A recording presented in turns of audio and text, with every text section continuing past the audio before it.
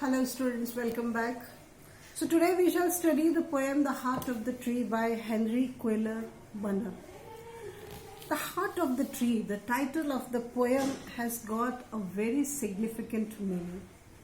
Actually, the heart is a very important organ in the human body which pumps blood and supplies oxygen to different parts of the body.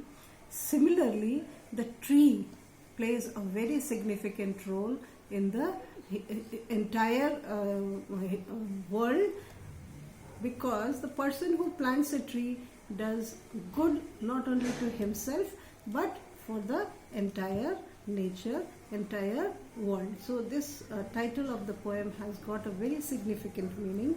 Also, the central theme of this poem says that the person who plants the trees, he does a lots of benefit to both himself, to the society and the whole humanity at large. This poem is relevant in today's scenario because it's very necessary for every one of us to plant at least one plant so that we reap the harvest, or our future generations reap the harvest of our simple job of planting a tree and the uses and benefits of a tree. Then the message that the poet wants to convey through this poem is that people who plant tree contribute to the betterment of the nature for all creatures, but also they help in the nation's growth. So let's come to the first stanza. This poem is in a rhetorical device. I mean, the poet asks us the question in the beginning of each stanza for us to ponder on and to think what is the person who plants a tree does for the betterment of the entire humanity, but he also provides the answer for us to understand. So let's see, what does he plant who plants a tree? So this is what he is doing. He is asking the question, what does the person who plants a tree does good for the society? He plants a friend of sun and sky. That means he plants the friend of sun and sky. That means the sunlight is used for the process of photosynthesis. And the sky, what does the sky do? It transforms carbon dioxide into oxygen, which is very vital or very essential for the human beings. He plants the flag of breeze is free, the shaft of beauty towering high. What does he do? He plants the flag of breeze is free. Now free, shaft is the pole, on which the flag is tied up. Similarly, the shaft of the tree could be the trunk of the tree, and the branches and the leaves play the role of the flag. So they are shaking or they are moving in the breeze to signify the freedom or to signify the victory. Flag is symbolic of freedom and victory. He plants a home to heaven anigh, for song and mother croon of bird, in hushed and happy twilight heard, the tribble of heaven's harmony. These things he plants who plants a tree. So he plants a home to heaven anigh. That means he creates heaven on the earth by making the earth beautiful like heaven by planting trees.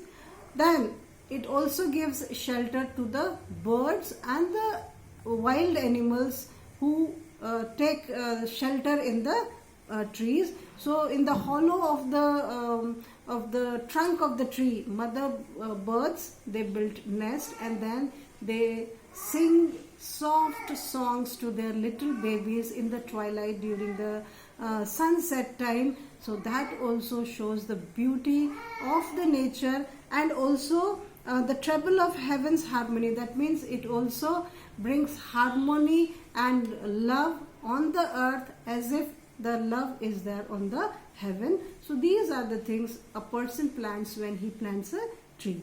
The second stanza, what does he plant who plants a tree? Again, the same way he is asking us the question, but he has got more things to tell us what all benefits a person does by planting a tree. He plants cool shade and tender rain. That means He plants cool shade. That means the trees provide cool shade to the weary travelers and to everyone who needs it, and also attracts tender rain. That means it also brings rain in the universe. And seed and bud of days to be, and years that fade and flush again. And seeds regenerate into buds, and buds bloom into flowers. Okay, so he and seed and bud of the day, that means the seed will flourish into the bud and the buds will bloom into flowers. So again, the beauty of the nature. He plants the glory of the plain. That means he makes the plain very glorious, very beautiful, and heaven alike. He plants the forest's heritage. That means planting one tree. If one person plants a tree in his lifetime, that will gradually grow into a forest. The harvest of the coming age. And who will reap the harvest of the person who is planting a tree? The coming generation. That means the coming generation is going to reap the harvest, or is going to enjoy the benefits of one person who is going to plant the trees. The joy that unborn eyes shall see. Unborn eyes, the children or the person who is still not born. So you plant the tree, you may not be able to reap the benefits of the tree, but then the future generation is going to enjoy, or the unborn eyes or the generation that is yet to come will enjoy the benefits of the tree. These things he plants who plants a tree. The third stanza, again the same way he asks, what does he plant who plants a tree? He plants in sap and leaf and wood, in love of home and loyalty. So what, again he is asking the question, and then he tells what all more things a person does by planting a tree. So he plants in sap and leaf and wood. That means what all things we can take from the tree. That could be the fruits, the seed, the leaves, the branches, the sap, everything that we need.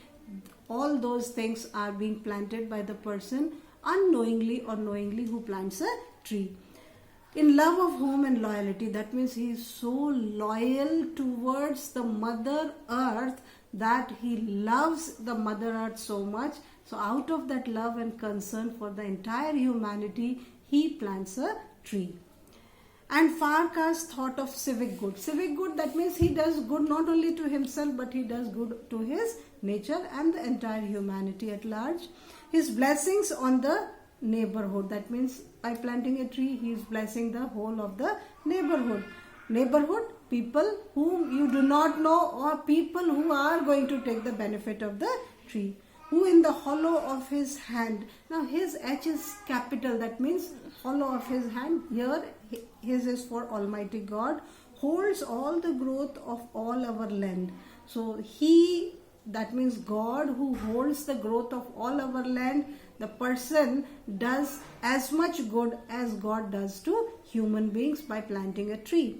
A nation's growth from sea to sea stirs in his heart who plants a tree. From sea to sea, from one nation to another nation. That means the entire world benefits by planting a tree. So this is about what good it happens when a person plants a tree. Now let us see what all figure of speech are used in this poem. The poet has used alliteration as the figure of speech. For example, I already told you in the previous poem, whenever we have consonant sounds in the same consonant sound in the same line, that figure of speech is known as alliteration. So here, hushed and happy, alliteration. Heaven's harmony, so H, H, H, H is repeated, so that is alliteration. Then we also have personification. Personification, that means something, a dead object or a non-living object is brought to life, like friend of sun and sky. So who is the friend of sun? Sun and sky are considered as living beings. So that figure of speech is personification. We have one more figure of speech in this poem, that is metaphor. Simile is the figure of speech where we have the usage of word like or as. For example, he fought like a lion. Yeah, he fought like a lion. I'm just giving you an example. So like a lion, that means we are comparing his fight to the fierce fight of a lion. The use of metaphor, whenever we use a metaphor, we do not use the word as or like. So he was the lion in the battlefield. That means we are comparing him to the lion, how forceful he was in the fight, but then we are not using the word as or like. So similarly here also we have a metaphor. The flag of breeze is free. The flag of breeze is free. So flag which makes the breeze free, or it moves freely in the air. The shaft of beauty towering high. So these two are metaphors. So this is all about the poem. Read it properly, try and understand it, and next video I'll be bringing out again The Merchant of Venice, Act 1, Scene 2.